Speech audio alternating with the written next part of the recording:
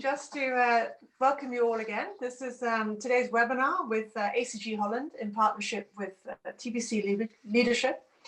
I am Fiona Merks and I'm the AGC Holland's chapter executive. Next slide.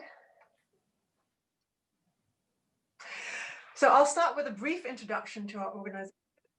AGC stands for the Association of Corporate Growth. And AGC Holland is a part of a global networking community of middle market M&A and private equity deal makers. Next slide. And as you can see from the map, we are one of 59 chapters located across the world. As a member of AGC, we offer the opportunity to make connections with approximately 14,500 other industry professionals. Next slide. Here in the Netherlands, we aim to offer at least 10 networking events per year. These are currently online, but we will be offering more hybrid and in-person events as the situation improves. And I have to say, what a networking community it is. 75% of AGC members report doing business with fellow members. And next slide. And this gives you an overview of our biggest sponsors. As you'll notice that there are some local names, but also some international names in our group. And the next slide. And here we have a few things to keep in mind. This webinar is being recorded and we will share it with you afterwards. For technical questions or any issues, just use the chat window. If you're familiar with it, easy to find on the top right-hand corner of your screen. If you have any questions for the hosts, keep those till the end, please, or put them into the chat room. We will mute everybody during this webinar, but we will have a Q&A session at the end, and there will be interactive moments in this webinar for you to interact with us. I will now hand over to TPC Leadership, Frauke Horstman and Annelieke Jensen. Over to you.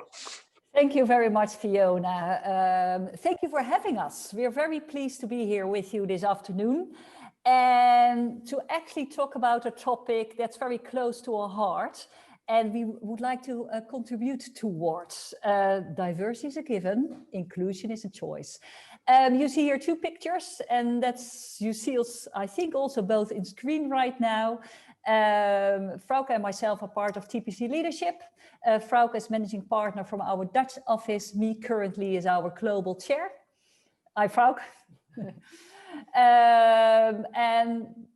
Perhaps Frauke, you can share the next slide. We won't bore you with what we do, but we are passionate about making a positive impact in the world. And we try to do that by developing leaders to lead with purpose and create sustainable leadership cultures where people can thrive. That's our mission. And this topic by that is very close to our heart. I feel like I'm in a birthday party. Do you have the feeling too? You know, people ringing the bell and oh, excited, there's somebody else coming, you know, maybe they bring a present. So we just make sure we have this party vibe. Frauke is opening the door at this time. We have three topics, you could say chapters to talk you through today. And the first one is to have an introduction. What are we talking about when we talk from diversity to inclusion? Secondly, the more organizational lens, you know, what can you do to set an inclusive culture? Third one, more personal, what could you do? How can we all become inclusive leaders, being a role model and putting our best foot forward to be inclusive? So that's the structure of the of this afternoon, of this hour. Please feel free to add questions in the chat whilst we are talking.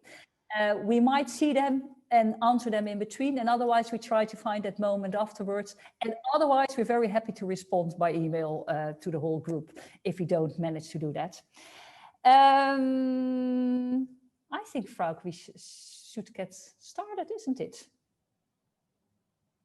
Frauke, you're mute. Yeah, maybe only a reminder for the people who came in later, who are not familiar with Zoom. Maybe nice to put on speaker view in the right top corner. You see view, you can select their gallery view, then you see all the the black screens, or you do speaker view and you only see the one speaking. That might be Now that we all love connection, the person comes a little bit closer to you. Yeah, just a logistics. Okay, let's go to the first chapter, from diversity to inclusion. And we're going to talk first of all about the dimensions of diversity. So Frauke, if you can show the next one. There is so much more to the diversity than the first obvious one, like are we male, female, color of our skin, nationality, whatever. There is so much more to diversity. And what I find really interesting about what's been showing here, that there's only a little bit of it visible. And most of it is not visible or observable at first sight. And I'll tell a little bit more about what you see here. You could say there are different dimensions within all these different items you see here. There are dimensions that are a bit more internal, you could say. This is about gender, about age, about physical ability, about sexual orientation. You know, again, here is it already. You see some, but you might not see all of them. They're also more about external dimensions, a bit more like social status, for example, education, location. And you could say some are more around organizational dimensions, your role, your function, your political affiliation, your seniority, your experience. I think the key message is only a few of it is visible, and it's a given. It's there. We are all different. You can't deny it. But it has quite an impact. And it's interesting to have an initial thought, what are the elements, the dimension I go towards to that are really important to me. So, for example, Frauke, if I would ask you, you know, what is, you know, the things that you identify yourself with, if you need to choose? Yeah, I would say I identify myself with a full-time working mom, but also a part of the pragmatic generation. I really identify myself with that. Yeah. Compared to others, yeah. And I think since the last 10 years, I identify, for example, also very much about entrepreneurship. And I think also about, I think being a psychologist and my education, because that's what it comes from. So I still have a strong identification with that, I know, academic background in me. Just to give you an example that it differs for all people. And we would really like for you to have a moment to think about yourself. So how do you identify yourself? What is the core identification element for you? A core value you connect to. And what you can see here, there are different ways to enter this poll. You can make a barcode picture that you automatically hear. You can visit www.menti.com and add the code 109941. And there is a link you can see. And perhaps Frauke, you can also put a link in the chat. Yep. And we'll give you just, you know, half a second to answer the question. Via Mentimeter, we will use Mentimeter a couple of times this session to really also be able to be able to use your input. And in a moment we can show the results. Thank you. The link is in the chat now as well. You can see the chats probably underneath at the bottom horizontal line in your screen. And Frauke, I leave it up to you when you think it's ready to present, because it's arriving at your place. So I already do the start share, and then we slowly see it coming in. It's always the first time people need to open the menti.com.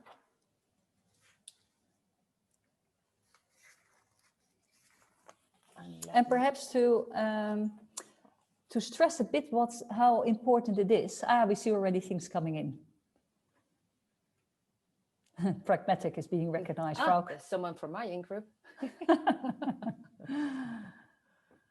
I see gender, cultural heritage, interests. You know, your hobbies, indeed, could be, are you this outdoorsy person or this sportswoman or this artist? Yeah. Inquisitive working mother, intrigued by the future and the new generations. That's also a interest again. Working mother and interest by a woman. Yeah, by being female. Free spirit, like it. Dedicated mom partner. Yeah, probably your partner in life is also a part of your identification. Yeah. Modern leader, I would wish to know, to give I don't know, subtitle on it, what, but I like it. Next webinar. Yeah. Optimist, a runner. So again, sports also seem to be quite an important identification method. And perhaps whilst we're looking at what is populating, you know, the recent example of, you know, what happened with the dreadful incident in France with a teacher. You know, you could say in the bottom line, that has to do with identification, isn't it? Is it identification around freedom of speech, or is it identification about the prophet? And this is a quite extreme example, but a lot of misunderstanding on clashes could also come with, you know, your basis for identification. Father, entrepreneur. I also have a like-minded here, Frau. Somebody in my in-group, like it, results-driven. I'm there too. Fun, creative. I think we get a hang of it, Frau. Don't you think so? Yeah. That's also to give you probably an overview that we're all different and that there are a lot of dimensions for identification. Shall I take it from here? Yes, please. Yeah. So the next thing we would like to ask you is, so if you, oh, that's strange, that already went through this one. If you think about, how do you think about the others? So for example, if I would identify myself with the pragmatist people, I think of people who are not pragmatist, I actually consider them as a slow decision makers and maybe very long-winded. And so I have some opinions about that. I identify myself with a full-time working mom, so I have an assumption that others not full-time working, that have much more time to work as a volunteer. But I also believe that they hold some assumptions and beliefs about me, that I will not be as close to my kids as they would be. So actually, I have some ideas and thoughts around the people who are not me, who are not where I identify myself with. What is it for you, Annelieke? If I take the example of entrepreneur again versus people who are employed, I think easy life, spoiled, and that are perhaps, and sometimes I'm jealous because it's also a more predictable, you know, we never know if we, as an entrepreneur, you know, what the revenue and the profit and the income would be next year. So this is always to work towards that. So that are some of my my ideas about the other part. Yeah. So we would like to ask you if you would, and maybe this is an odd question that you normally would not think about, but if you consider yourself, so we had entrepreneur, we had partner, also not a pragmatist, inquisitive worker, I think. So if you would think of the others who are not that, what beliefs do you hold about the others? They can be positive, they can be negative. Don't think too long about it, just what's, you know, what comes up. Boring, yeah. Generation differences, oddness, unknown, yeah. Unknown, yeah. Okayness, sort of. Oh, okayness. Sort of okay. That's all. Sort of okay. Yeah. The others are too comfortable. The others are well. Age majority. Not quite sure I understand that one. Now, if you identify with the younger generation, you might think about the other one as very mature. I don't know. Very mature, hypothesis. yeah. We're not sure what underneath it. Everybody makes their own choices for a reason. I try not to be a judgmental. We get to that one. Lovely. You already noticed that. Yeah. Yeah. Lovely. So just get a few more and just get it in. And I'll, whilst you maybe put in some more, I'll talk around it. The reason why we ask you this is because we would like to illustrate, and this is what we do as human beings unconsciously. And it's not without bad intent, but trying to make sense out of the world and everything and all the data that is coming to us. We are looking for patterns to make meaning out of it. So what we do, we tend to look unconsciously, this is my in-group and this is my out-group. And what happens then when we think about in-group and out-group is that with an in-group, we tend to see people as unique, right? So the people, I would say full-time working moms, I have a lot of friends who are full-time working moms, but I consider them as very, very different. I see their uniqueness. But when I talk about maybe stay-at-home moms, then I suddenly start to generalize and I see patterns. So there is something around that we do as individuals, not without bad intent, that we tend to see in-group as unique and an out-group more as homogeneous.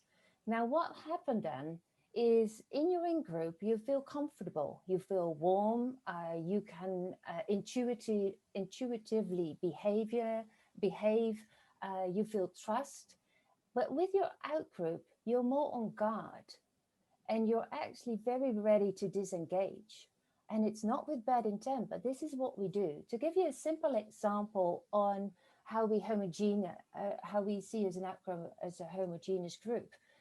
Now, if I'm honest, if I run a training group and I have people from Asia in my group, I really, really struggle to remember their name to the right face, because for me, they all look similar. And I don't feel guilty about it because I know my colleagues in Malaysia and India have the same problem with Annalika and me. They mix our names up every time. So this is what we do. So we have unconscious biases about others, and it's not with bad intent, but this is what we do as human beings. I'm just in the meantime going back to another slide. Do you see this slide with the culture and the behaviors and the unconscious biases? No, we still see that Mentimeter. Yeah, so I you. think you need So to share again. I need to share that one again. Yeah, so we go to that one. So what happens, Annalika already talked about the waterline of visibility and invisibility. So what we consider about what is right behavior, our cultural values and our unconscious biases, we don't see them. But what happens is what you believe is right, it informs, it evokes emotion. So Annalika already gave the example of the cartoon of the Prophet Muhammad.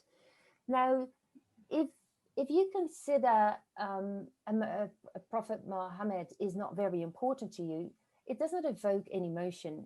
Actually, the cartoon could actually be even funny. But if you come from a religion where it is very important, a cartoon can evoke a strong, strong emotion. And based on that, you will show very, very different behavior. So this is what I wanted to talk about. And we wanted to show by doing this exercise, actually, we do identify ourselves with a group, with an in-group and an out-group, without knowing it. And unconsciously, we are holding biases about people. The thing is that we would like to point out is we are actually not wired for inclusive behavior. We are actually wired for exclusive behavior, because inclusive behavior is making you tired, right? You get into fatigue. So what we would like to stress here is from diversity to inclusion, only increasing a diverse workforce does not automatically guarantee that it will produce benefits. There is so much more that you need to do because we're not wired automatically for inclusive behavior. So when will companies benefit? If you create a workplace where people feel safe expressing themselves freely, if you combat forms of discrimination and subordination, if you embrace a wide range of styles and voices, and you make cultural differences a resource for learning, only then you will really benefit from it. So back to the title of our presentation of our webinar, we see and experience diversity all around us, that's a given. But inclusion is actually behavioral.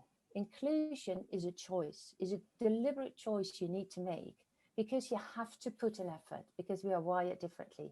And your choice impacts the company's culture. So what we would like to say, and I think many of you have heard this quote before, diversity is being invited to the party, but inclusion is being asked to dance. It is something proactively you need to do. How can you unleash the full potential? Thank you, Frauke. Let's move on to chapter 2. So the beginning was, to sort of what are we talking about when we talk about diversity and inclusion. Now it's more about the organizational lens, how to set an inclusive organizational culture. And we first will show that the mindset towards diversity has changed. A bit like, our mindset about what is right leadership has changed. It was top-down command control versus virtual leadership, empowerment, what became popular and network leadership more in the current situation, isn't it? So also mindset to diversity has changed over the years. And you could say it started with monocultural mindset, and you see there, there was denial. And again, I think this is all not about bad will or bad intent. It was just, perhaps a disinterest, or just because of limited experience. It was not in the frame of mind that made it sort of in denial. It missed the difference. People just simply were not aware of it. And it moved to polarization. And then it was sort of, you could say that's the initial stage of realization. It is us versus them, a bit like how Frauke talked us through in the previous exercise. And there's often where sort of defense of our own cultural practices play out. And perhaps even a sort of sense of superior cultures above the others. It moved to minimization. You could say that highlighted, it was a big improvement, because then it highlighted commonalities and differences, but it still lacked real understanding about it. The real appreciation of differences. The real intercultural mindset came with acceptance and adaptations. And you could say acceptance is where you start to recognize and appreciate cultural differences, where you are really eager to learn and to self-reflect. And by adaptation is a strong further. So I think even there's a mistake in this slide, Frauke, that I think the word adaptation and accepting should be swapped. Because they are even eager or ready to shift your mindset or to shift your behavior accordingly. It's just a flow that our beliefs about diversity has developed over the years. It's just what happened. Let's talk you through some other data. And I think a case you've often heard when we talk about the D&I topic is that there is a business rationale. That it's a no-brainer because you will be more successful if you are. Here are some of those data. This is from a McKinsey analysis, a McKinsey study, and it shows that the likelihood of financial performance increase above the national industry mean when you are gender diverse, and it increases even more when you're ethnically diverse. Fantastic. That's a good rationale for perhaps go for or be interested in enlarging your diversity in your organization. There's another, I think, interesting data to study. And here you see is that, and we all know that, it shows underrepresentation of certain groups. You see an underrepresentation of women. Look at the left box, top left at the top box, that they are, the higher the ranks, if you go to the higher ranks, you see the percentage of their representations get smaller and smaller, but it gets even much more smaller for women of color. And if you look at the two low boxes, this is what happens with men as well. You can see they are, majority represented according to the in white men, and their representative in the higher ranks are even higher than in the lower ranks. But when you look at that, the same for the men of color, it shows an opposite trend and very shocking other percentages, isn't it?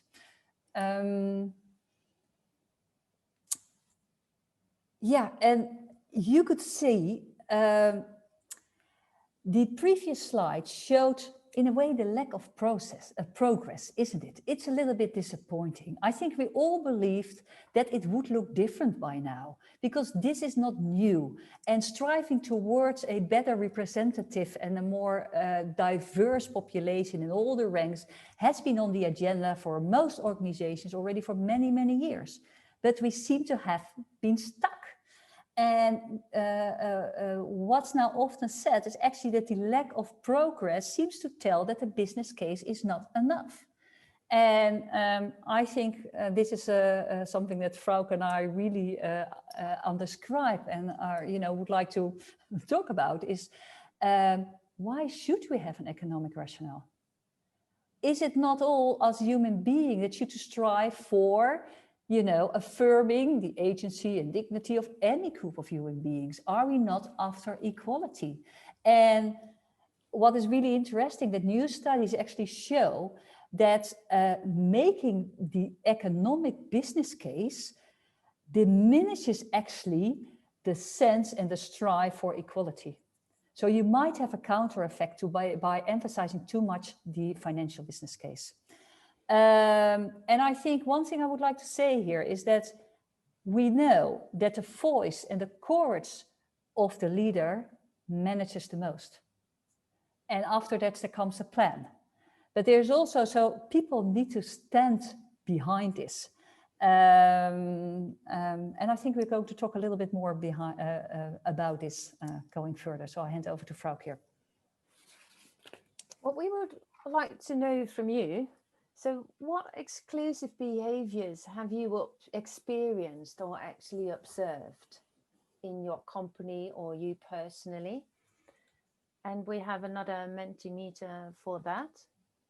So I can tell some examples just to get you going. So we started off having offices in Europe before we had expanded to other regions of the world.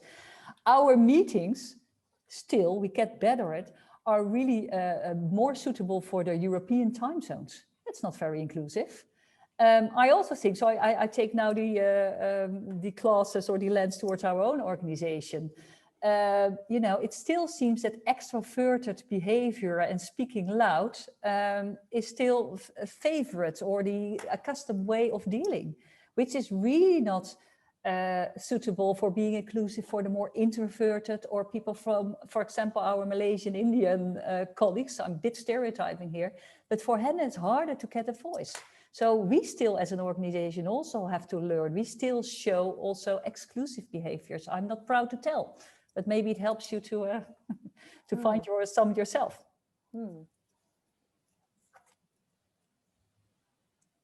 Could you please repeat the study that linked to the inefficiency of the focus on business driver? Maybe it's interesting if we can see, we can send you something afterwards. Yeah, we sent all the slides afterwards. Yeah. And then it's in there. People were, I will share the Menti. So there's coming in. People were precluded to chance to receive informal mentoring. People cannot access to work environments where there was nobody else looking like them. Right. So that's what was said. What else? What? Inside jokes. Yeah. I remember that. I used to work in management teams with all male. And I felt really one of the guys, so to say. And I like jokes and laughter, but I can recall one moment that I said, hang on guys, there's also a lady in the room that really got to a limit. Yeah. I think the yellow one is often heard actually. Yeah. Team meetings held on days when I don't work. Yeah. Sometimes there are parental days, sometimes there are, you're just not working full time. Yeah. Interesting one. Yeah. Consistently recruiting similar types. Yeah, definitely. We're going to talk about that one as well. Favoritism regarding projects based on communication style. Yeah. Country you're from. Yeah. It's also the extroverted, introverted visibility is very important in the European ones. Assumption that you are the office assistant just because you're the only woman in the finance team. Yeah. Can you get a coffee? Yeah. Started a meeting without some colleagues. Definitely. Yeah, happens as well. Yeah. I find it's made to feel silly for not knowing certain things because you grow up in a different culture. Yeah. So the expectation that you know how things go around here is exclusive behavior. And again, it's not bad intent at all, because that's how we have been working for years. And that's how we know this organization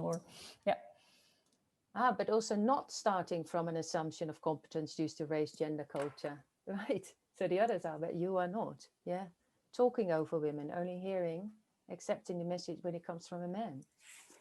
Speaking in a different language, definitely. You feel really left out. Not able to enter a building or attend an event due to disabilities not taken into account. Wow. Really physical as well. Conversation stopping when others enter a room. Boys club, meeting outside my time zone regularly. Yeah, we're guilty of that as well. Loudest voice is heard. It's actually interesting that we realize now with the virtual meetings that the loudest voice is heard, that it kind of equalizes it more. We feel that's more benefit because people are muted, they don't want to interrupt always. Bias approach, communication style. So looking at the list, and we know it as well for working with clients, there's still lots to do. And at the same time, we're also on a good track. It's 100 years ago that the women got voting rights. And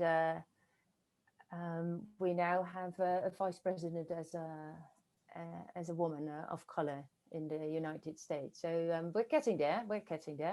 And diversity, as mentioned, is not only gender. There's so much more.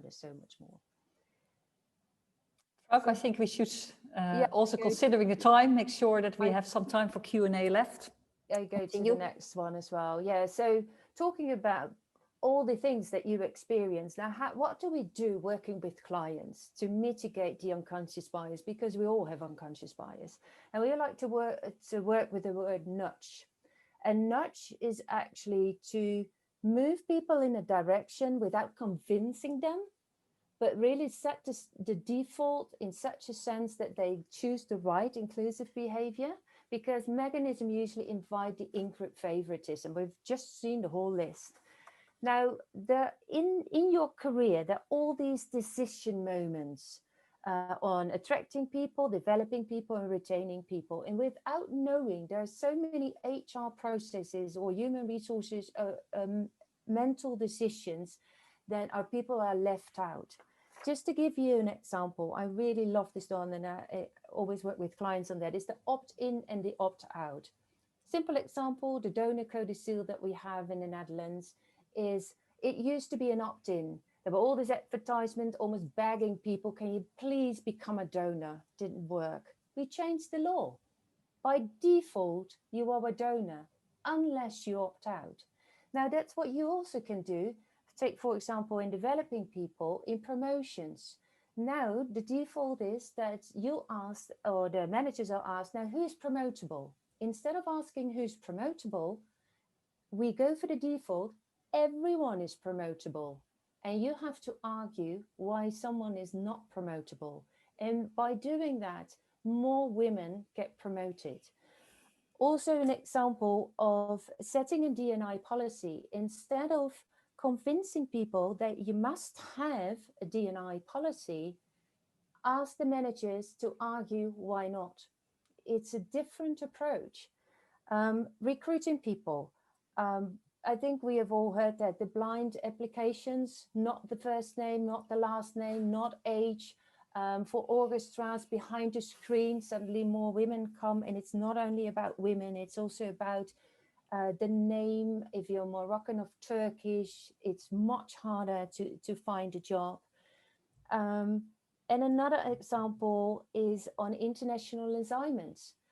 We already talked about visibility, but very often in corporate settings as well, people are asked, are you willing to move abroad?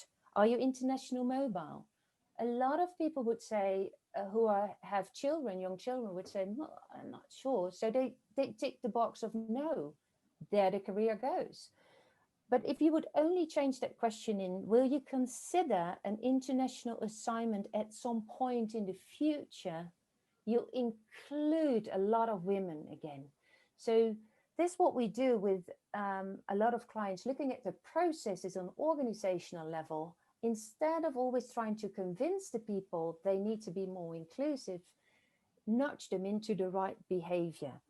That's what we do, of course, next to the D&I workshops, the mentoring, the reverse mentoring, the conversations in small groups. Now with the COVID, managers realized how important it is to have conversations about how the employees are doing, about their health. They find that very easy. With the Black Lives Matter movement, they realize they find it so much more difficult to have a conversation with the people. But also about that topic, we encourage people to have a conversation and even share that you find it difficult and you don't know how to start. Shall we ask them, Frauke? Yeah, so we would like to hear, what is a good practice in your organization? You were very good in coming with lots of examples for, a practice you were not proud of. Now it's your go to share with us, what are good practices in attracting, developing, and retaining people in the organization, being as inclusive as possible. And there is another Menti code. I think it's the last one for today. Yeah. That you know, before we go to the last chapter.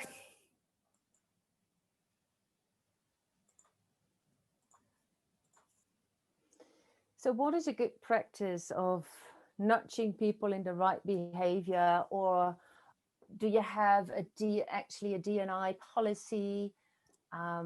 What are some examples that you have seen of others?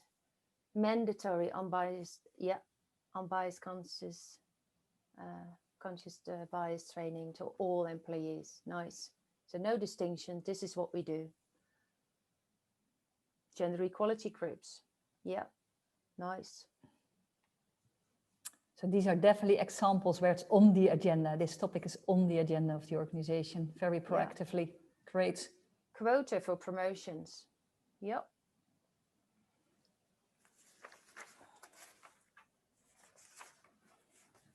Nice. With quota, maybe to give an example, what we did with one organization as well, instead of saying you should have at least 1 out of 3, it should be a woman, or it should be a Black person, or it should be a disabled person. You could go for 70% max homogeneous groups. With going in that sense, it evokes less negativity. Promotions are based on results, strengthening performance appraisal rather than seniority, gender, or age, cultural sensitive programs and coaching. Nice. Yeah. Lots of coaching we do as well. More quota, 50-50 gender split by recruiter. Yeah. Yeah. Minimum targets. Yeah. Yeah. D&I groups, minimum percentages. So the quota, it seems a very well known way of using it. Gender equality groups, so they also built some power among themselves. Yeah. Being proud of having an inclusive organization. Nice. Nice. Regular drills with the entire team for free communication. Nice.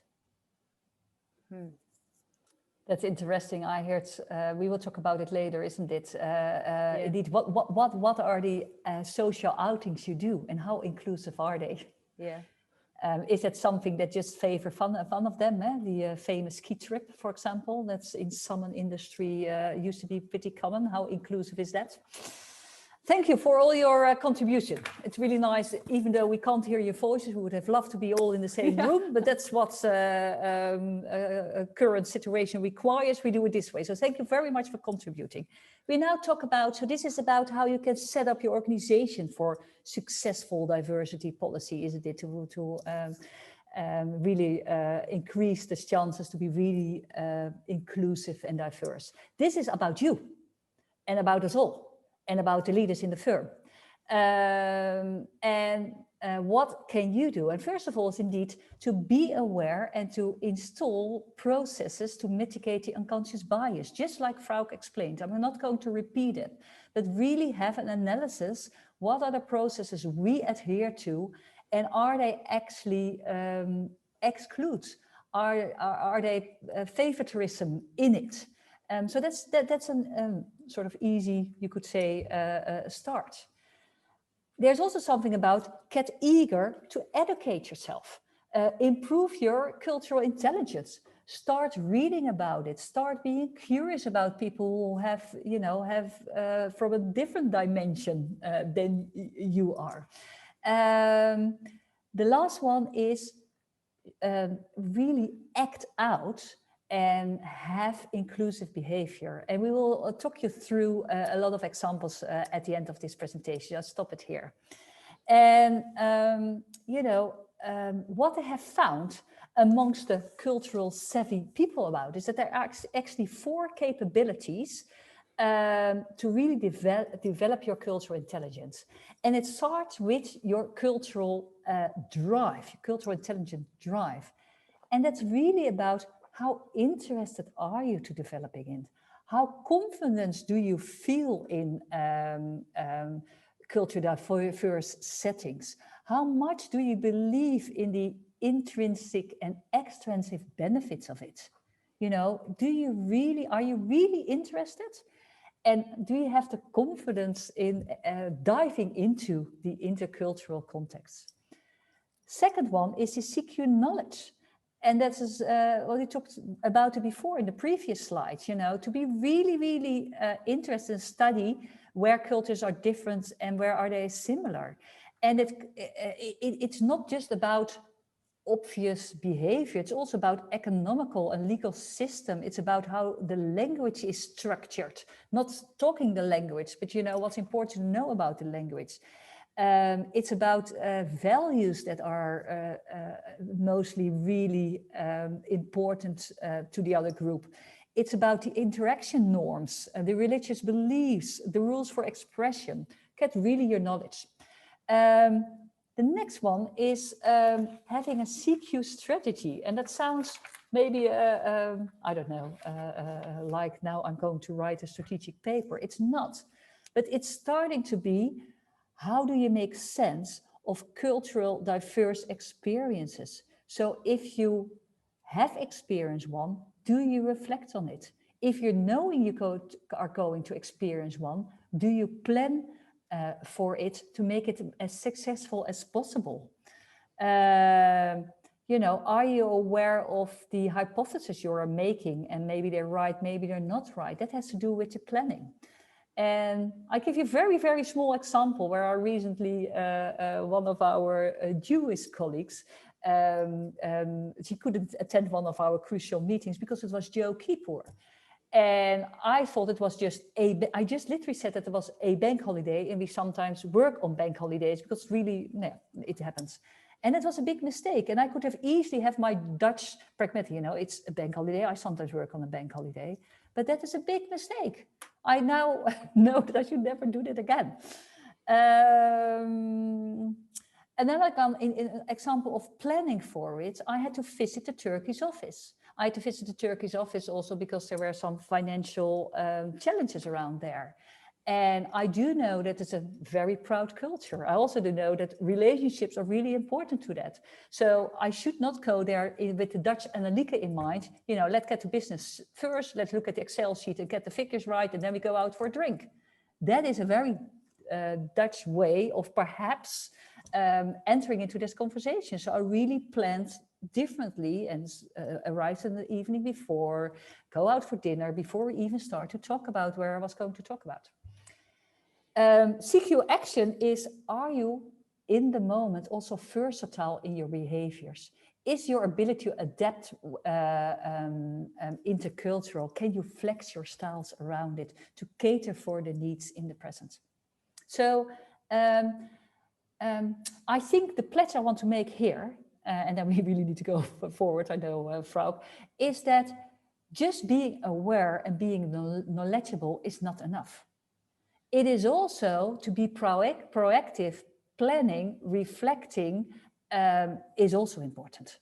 And there is still, we notice often, okay, we do indeed unconscious bias training and then we're done. Those are really important. They are figuring in the box too, CQ knowledge, but they're not figuring in CQ strategy and CQ action. So more is to be done. Sorry, I'm preaching here. Frauke, I don't like my preacher's last voice. slide from my side. Inclusive behaviors.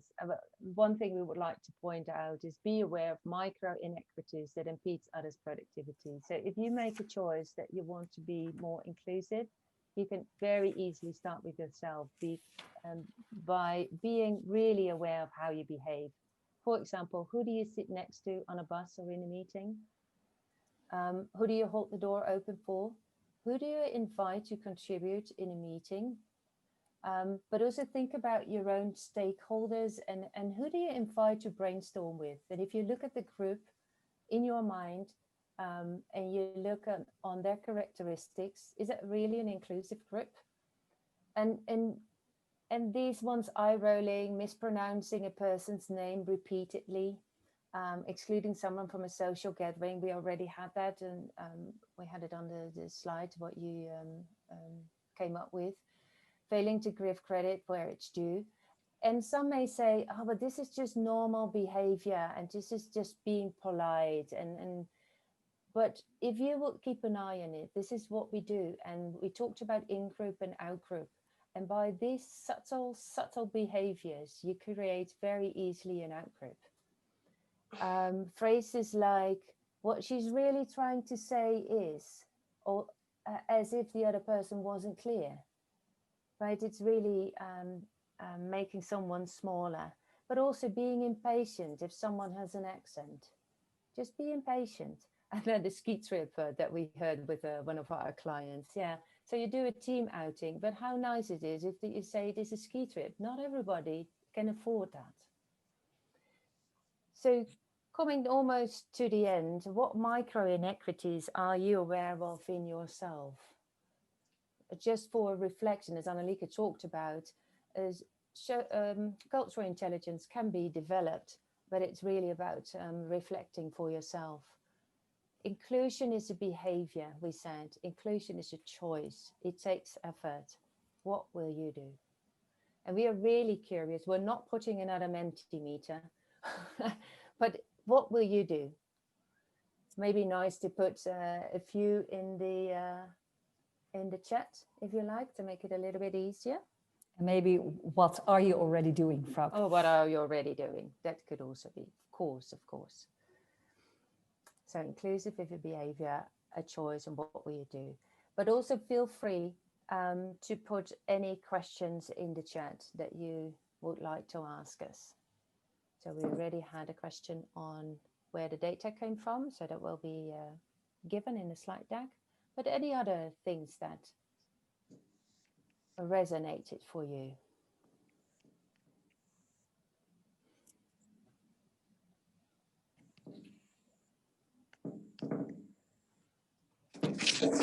Behave myself like how I would like to be treated. Lead by example. Oh, thank you, Kay Bradley.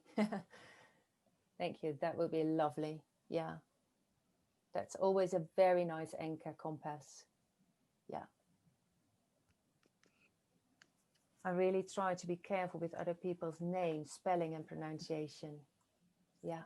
And now we hope we pronounce your name right, Shireen. Yeah. We can't check with you. But it is an important one because name is identity. Yeah, it is important, spelling and pronunciation. Yeah, thank you for sharing. Even using names a lot is making people feel inclusive. And not you, but Frauke. Would you be happy too? Yeah. Not finishing off people's sentences. Yeah. Thank you, Peony. Yeah. Learning to listen. Yeah. Yeah.